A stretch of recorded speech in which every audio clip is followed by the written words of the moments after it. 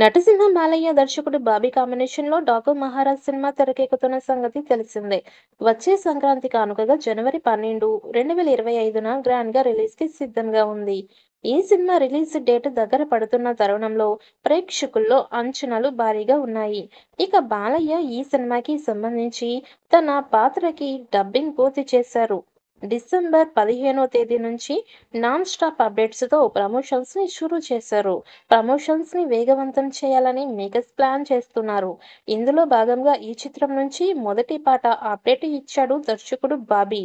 Balayya Thaman song కోసం మాట్లాడుతున్న ఒక స్టిల్ వదిలాడు.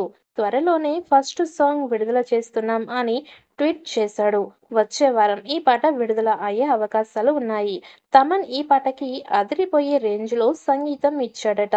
బాలయ్య మాస్ స్టెప్‌లతో దుమ్ము లేపేసినట్టు సమాచారం. ఇక దాంతో మొదటి పాట మీద అంచనాలు భారీగా ఉన్నాయి.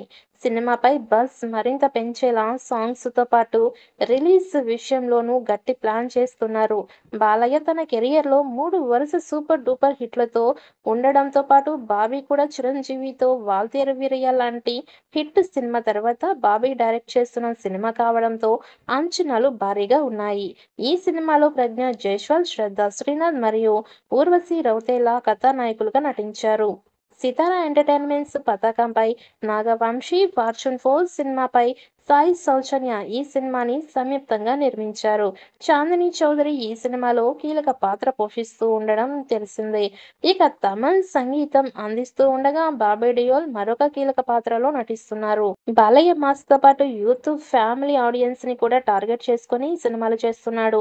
అందుకే ఆయన రీసెంట్‌గా వచ్చిన సినిమాలు ఒకదానికి మించి ఒకటి సక్సెస్ అవుతున్నాయి.